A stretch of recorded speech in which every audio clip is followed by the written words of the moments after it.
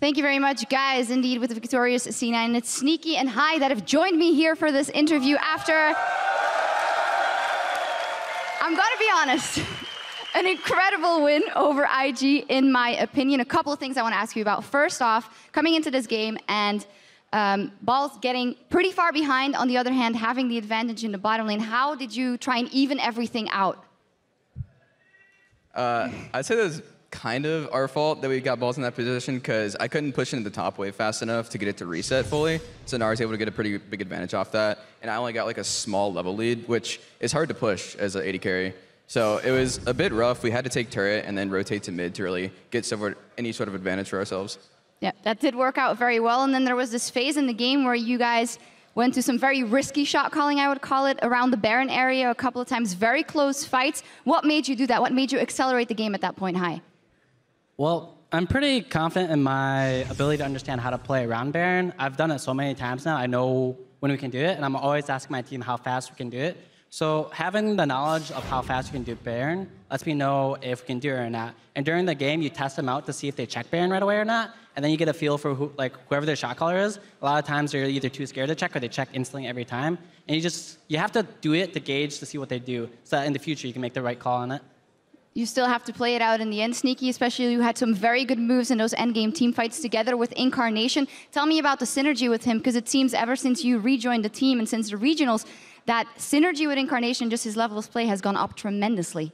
Well, I'd say we've become pretty good friends with him over the course of the season. It's started a little bit rough because we were losing all the time, but as we kept winning and once we brought Hai in, the morale was like super up there, and now it's even better. So it's been a pretty good road with us. Losing together, winning together, and right now it's winning 2-0 so far.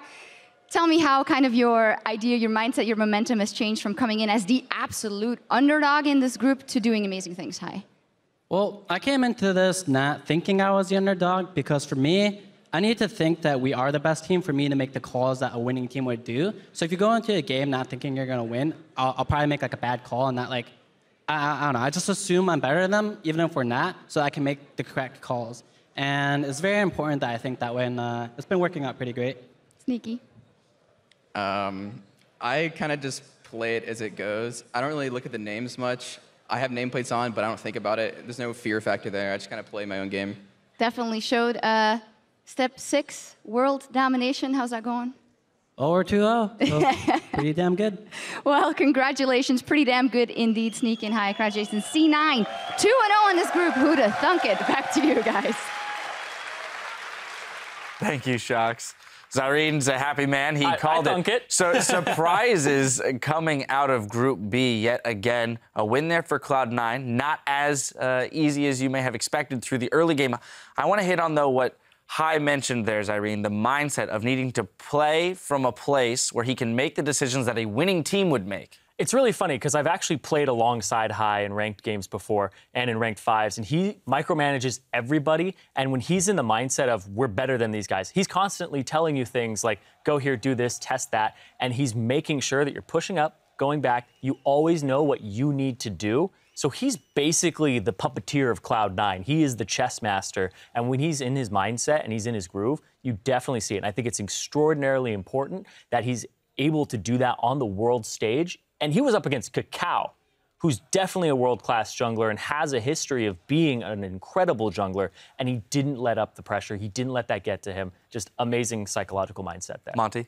That's what just amazes me about Hai, that he can keep track of his own position, and on top of that, we know he's a very, very micromanaging style of shot caller, like Zyreen was saying. And to have both of these things simultaneously is really, I think, quite unique to him as a player, and has always, always, always given Cloud9 one of their biggest strengths.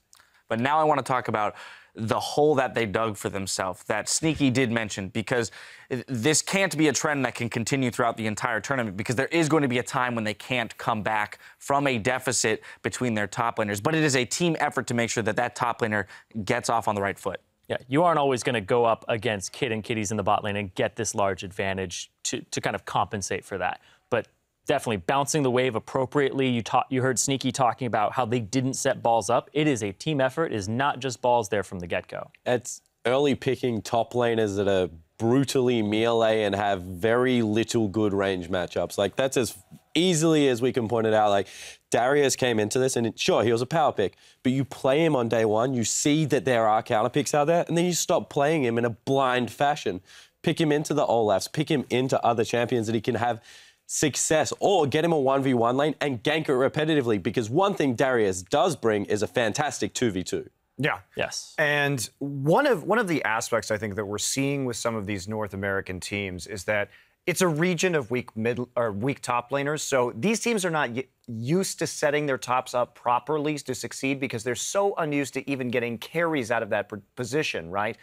We can talk about Zion Spartan and his dominance, but even he had a pretty poor first game up against the Flash Wolves, right? There's been a lot of aspects where we take a look at KT, we take a look at SKT. These are teams that know how to play around carry tops, and they give them a wealth of resources. Well, you know what we are good at, though, is taking an AD carry advantage and transitioning that into mid lane. Both CLG and Cloud9 do that, and they play to their strengths in this tournament, and it's working out for them. Despite it being a top lane bruiser-focused meta, we're still finding ways to open up games from the bot lane. And that is one thing I will say is I really like the addition of Tristana when you have Darius, because that champion has so much self-PL and the ability to be able to reposition around team fights, chunk people out to set Darius up for success. Didn't happen in this game, but I have a feeling that when the likes of the SKTs start playing these champions together, that it is going to be fireworks across the Rift. Yeah, and that's when we look at Cloud9's compositions from their last 2 games.